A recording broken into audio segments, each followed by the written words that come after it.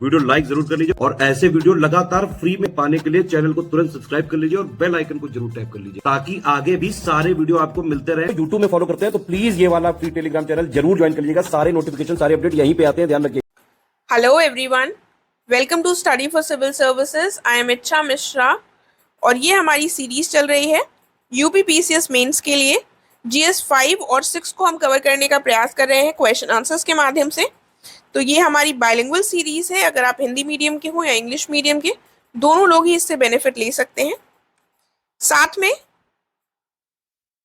मैं आपको बताना चाहूंगी कि यूपी पीसीएस के द्वारा जो कंडक्ट कराए जाने वाले एग्जाम्स हैं, जैसे कि पीसीएस, आरओए, आरओबीयू, इन सभी के लिए पेड कोर्सेज अवेलेबल हैं और आप इनको ज्वाइन कर लाभ प्राप्त कर सकते हैं। इसके अलावा यूकेपीएससी, बीपीएससी और एचसीएस जैसे एग्जाम्स के लिए भी पेड कोर्सेज अवेलेबल हैं। आप इनको ज्वाइन कर डेफिनेटली बेनिफिट ले सकते हैं। इनके संबंध में अधिक जानकारी आपको गिवन नंबर्स पर मिल जाएगी।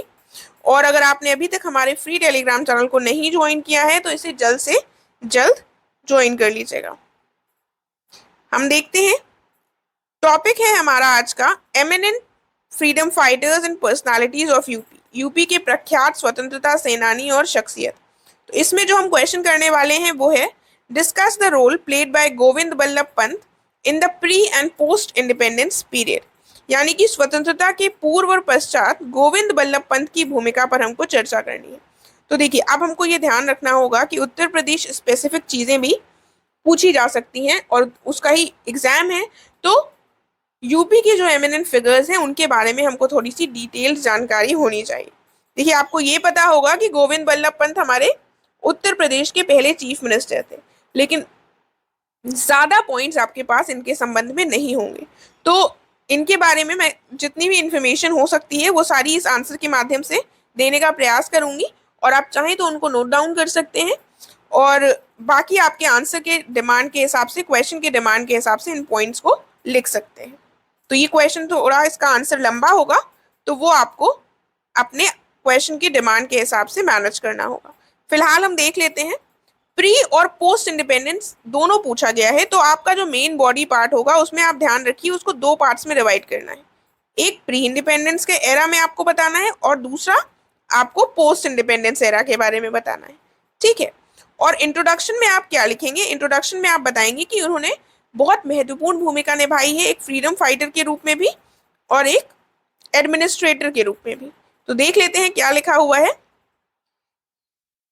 पंत को देश के सबसे प्रमुख स्वतंत्रता सेनानियों में से एक और आधुनिक भारत के आकार देने में महत्वपूर्ण भूमिका निभाने वाले प्रशासक के रूप में याद किया जाता है।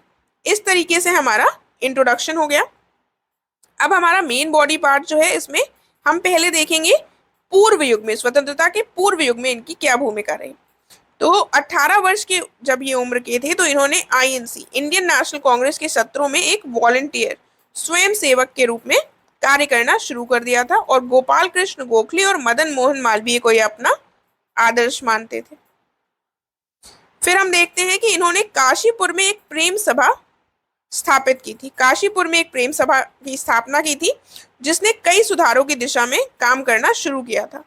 ये जो सभा थी इसने कई सारे सुधारों की तरफ काम किया और ब्रिटिश सरकार को करों का भुगतान न करने के कारण एक स्कूल को बंद होने से बचाया भी था इस सभा ने। आगे हम देखते हैं कि दिसंबर 1921 में इन्होंने आगरा और अवध के संयुक्त प्रांत की विधानसभा के लिए इनको चुना गया था और नैनीताल में स्वराज पार्टी के उम्मीदवार के रूप में भी इनको चुना गया था। और इनके कार्यकाल के दौरान इन्होंने क्या किया था, जमींदारी प्रथा को खत्म करने के लिए इन्होंने कई महत्वपूर्ण मुद्दों को उठाया था और वन संरक्षण का भी समर्थन किया था। और इन्होंने क्या किया था, किसानों को ब्रिटिश सरकार द्वारा लगाए गए अत्यधिक कर से बचाने का भी प्रयास किया था। तो इन्होंने अपने कार्यकाल में कई सारे इंपॉर्टेंट इनिशिएटिव्स उठाए थे। ये पॉइंट्स हो गए। फिर हम देखते हैं इनके द्वारा कुटीर उद्योगों को प्रोत्साहित किया गया था, यानी कि कॉटेज इंडस्ट्रीज को प्रोत्साहित किया गया था। साथ में कुली भिखारी कानून, यानी कि कुली बेगर लॉ जो है, इसके अगेंस्ट भी आवाज उठाई गई थी। इसमें क्या था कि कुलियों को, ब्रिटिश अधिकारियों के जो भारी सामान को वो उठाते थे, इसके लिए कोई भुगतान नहीं दिया जाता था और इसको उठाने के लिए उनको मजबूर किया जाता था, जिसका इन्होंने विरोध किया था।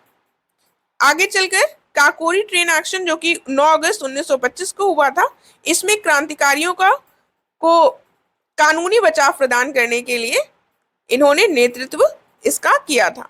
तो ये वकीलों की जो एक टीम बनाई गई थी उसका नेतृत्व गोविंद वल्लभ पंत के द्वारा किया गया था। फिर 1928 में साइमन कमीशन भारत आता है और उसका भी विरोध किया था इन्होंने, जिसमें इनको कई सारी चोटें भी आई थी। फिर सविनय अवज्ञा आंदोलन यानी कि सिविल डिसोबीडियंस मूवमेंट जो कि 1930 में शुरू किया गया था, इसके दौरान गांधी जी के नक्शे कदम पर चलते हुए इन्होंने संयुक्त प्रांत में क्या किया था, बड़े पैमाने पर नमक आंदोलन का आयोजन किया था। सॉल्ट मूवमेंट का आयोजन संयुक्त प्रांत में इनके द्वारा किया गया था और मई 1930 में इनको गिरफ्तार कर लिया गया था और फिर देहरादून जेल में भेज दिया गया था। तो ये पॉइंट्स हो गए। इसके बाद समय और आगे बढ़ा, 1930s वाला हमने देख लिया और 1937 में आपको पता है कि भारत सरकार अधिनियम 1935 आ चुका था और इसके परिणाम स्वरूप 1937 में इलेक्शंस होते हैं, प्रोविंशियल इलेक्शंस, और प्रोविंशियल इलेक्शंस में इन्हें प्रमुख नियुक्त किया गया था यानी कि प्रीमियर। आप चाहें तो प्रीमियर ही हिंदी में लिख सकते हैं।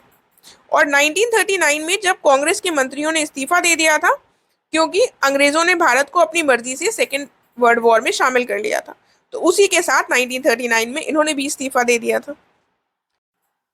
उसके बाद हम देखते हैं कि द्वितीय विश्व युद्ध के दौरान इन्होंने गांधी जी के गुट और सुभाष चंद्र बोस का जो गुट था इसके बीच में समझौता कराने का प्रयास किया था, क्योंकि ये जो दोनों गुट थे ये युद्ध में भारत की भूमिका को लेकर अलग अलग राय रख रहे थे। तो इन्होंने प्रयास किया था कि दोनों के बीच में समझौता कराया जा सके। ठीक है। फिर 1942 में हम देखते हैं क्विट इंडिया मूवमेंट आता है, यानी कि भारत छोड़ो का जो प्रस्ताव है वो लाया जाता है और उसमें इन्होंने हस्ताक्षर किया था, जिसके कारण इनको गिरफ्तार कर लिया गया और मार्च 1945 तक कांग्रेस कार्य समिति के अन्य सदस्यों के साथ ये अहमदनगर किले में इनको रखा गया था।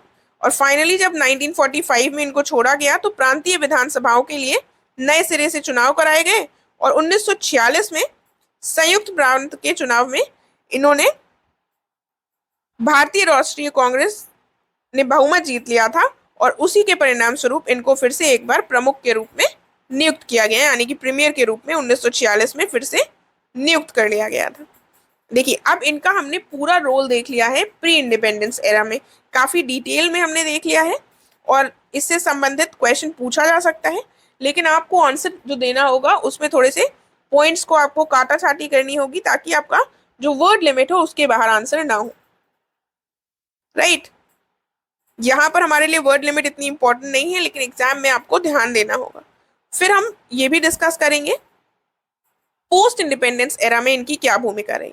तो पोस्ट इंडिपेंडेंस एरा में हम देखते हैं कि ये उत्तर प्रदेश के पहले मुख्यमंत्री रहे हैं 1946 से 54 तक।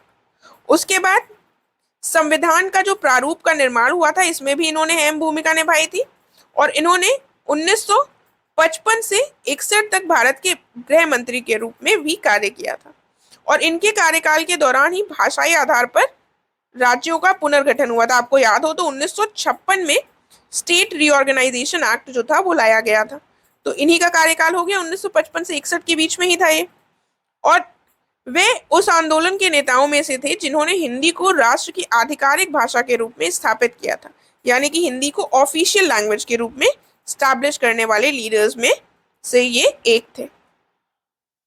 और 1957 में हम देखते हैं कि इनको भारत रत्न से सम्मानित किया गया। उसके बाद 1961 में इनकी मृत्यु हो जाती है। तो हमने पोस्ट इंडिपेंडेंस एरा में भी जो इनकी भूमिका थी वो देख ली है। हम अपना आंसर कंक्लूड कैसे कर सकते हैं कि वे एक प्रसिद्ध भारतीय स्वतंत्रता सेनानी, भारतीय राजनेता और स्वतंत्रता कार्यकर्ता थे, यानी कि he was a renowned Indian freedom fighter, Indian statesman and independence activist. इस तरह से 2 लाइन हम कंक्लूजन में लिख सकते हैं। बाकी हमने इनका पूरा रोल देख लिया है। आई होप आपको समझ में आ गया होगा। अगर कोई कंफ्यूजन है तो आप पूछ सकते हैं कमेंट करके। अब हम नेक्स्ट लेक्चर में मिलेंगे। Thank you so much.